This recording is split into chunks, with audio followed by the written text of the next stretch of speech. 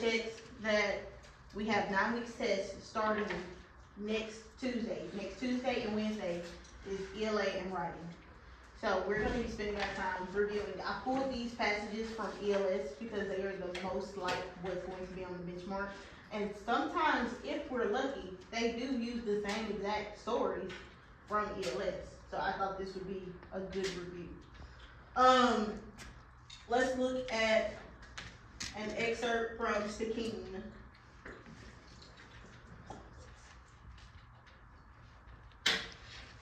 So my last class, a lot of people didn't know what excerpt means.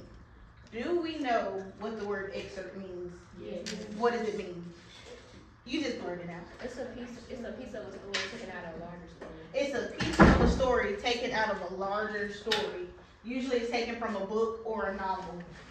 So when we see the word excerpt, when it comes to testing or any type of work like this, we know, or it should clue us in automatically, that we're not going to 100% understand what's going on because it's pulled from the middle of the story.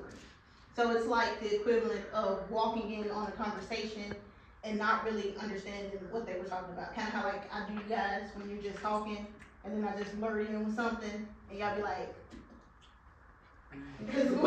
what are you talking about? Same difference. So this little bold part tells us exactly where it's coming from.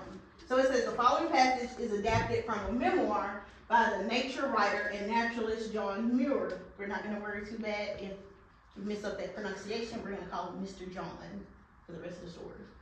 In this memoir, Mr. John shares his observations of Stikine, a dog that travels with him to a glacier in Alaska. So we automatically know they gave us the background setting. So it's about Mr. John, a dog named what? Stikine, and where are they going? To Alaska. So they're going somewhere real cold. So paragraph 1, someone read it for me. In the summer of 1880, I set out in a canoe to continue the exploration of the icy region of southeastern Alaska. After necessary provisions, blankets, etc., had been collected and stowed away, my crew was ready to start. My companion, Mr. S.H. Young, came aboard. He was followed by a little black dog that immediately made himself at home by curling up in a hollow among the baggage. I like dogs, but this one seemed so small and worthless that I objected to his gun, asked my companion why he was taking it. Okay, so we call this our blah, blah, blah, our little annotation out to the side. What was that first paragraph about? They were getting aboard, and what did Mr. Young bring? Getting aboard, they brought a dog. Did he want the dog on board? So I'm writing getting aboard, he brought a dog, John didn't want dog. Paragraph 2. Anybody? Such a little helpless creature will only be in the way, I said. You had better pass him up to the boys on the wharf to be taken home to play with the children. This trip is not likely to be good for small dogs. The poor silly thing will be in rain and snow for weeks or months and will require care like a baby. So again, what is our blah blah blah for paragraph 2? He's just further proving his point. He does not want this dog aboard the ship.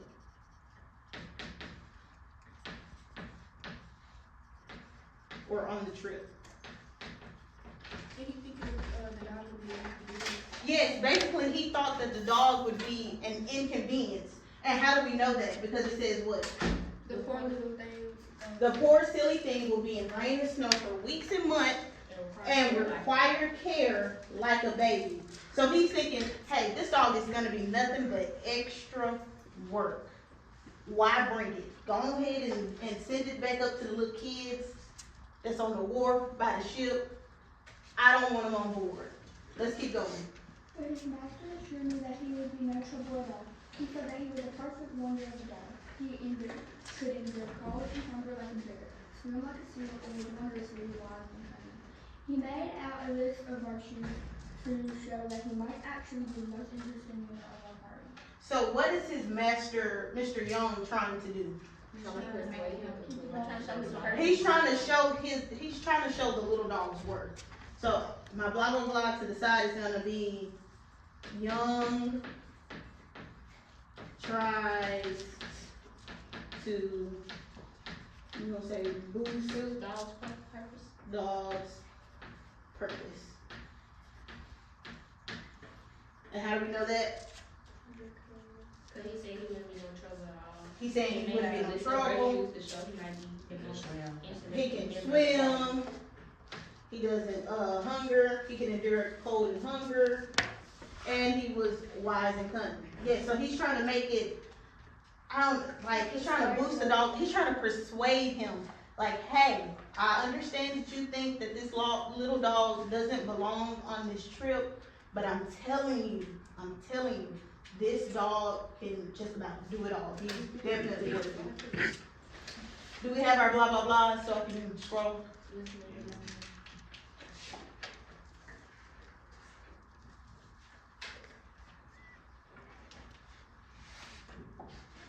Okay, number 4. On our trip, the dog soon proved himself to be an intriguing character. He was odd, concealed, independent, and kept quiet, and did many little puzzling things that piqued my curiosity. As we sailed week after week through the long, intricate channels and inlets, he spent most of the dull days in sluggish ease.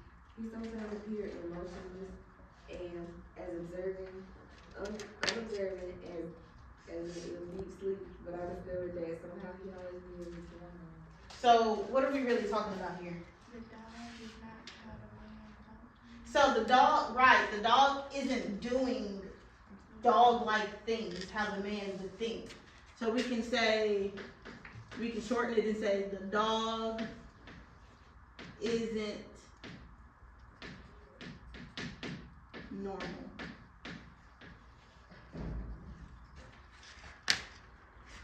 I'll read paragraph 5 because that's a lot. You sure? Go ahead. I'm not gonna turn you down. Keep going. Yeah, none of us was able to make out what speaking was really good for. He seemed good to me, dangerous and harsh without anything like reason. He insisted on having his own way and never obeyed an order. A hunter could never set him on anything or make him fetch the birds he shot. Ordinary storms were pleasures to him. As for mere rain, he flourished in it like a vegetable. Though he was apparently as cold as a glacier and about and impervious to fun. I tried hard to make his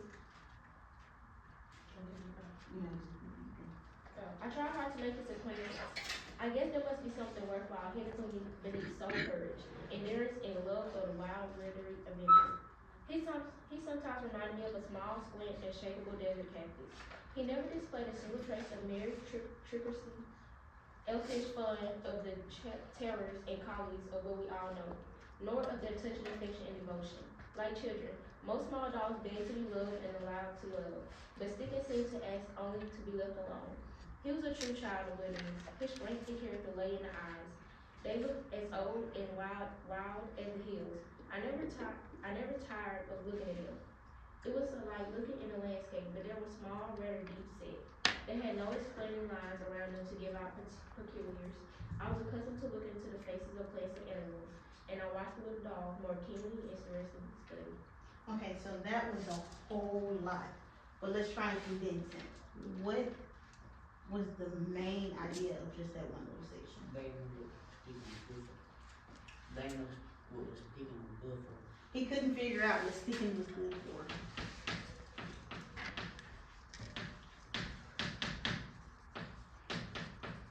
Because again, is this dog like a regular dog? Mm-hmm. No. He's not trying to play, he's not running around.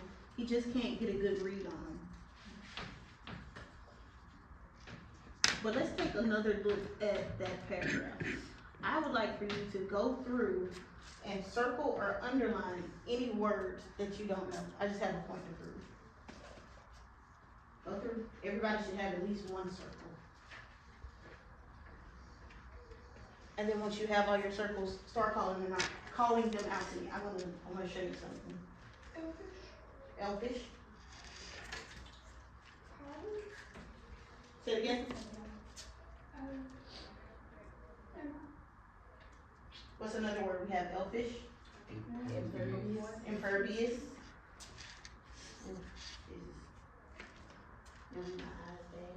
Impervious. What else? Particulars. Acquaintance. Particulars. What else? We have any more? Trixie. Trixie.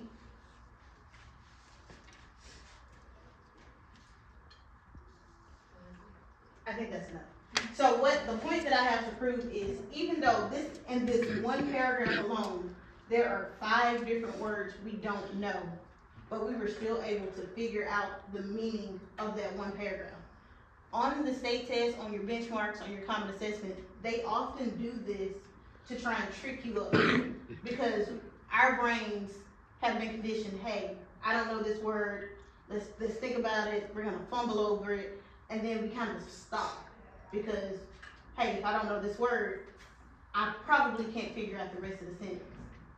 But we just proved that even without knowing what these particular words mean, we still can get the grasp of the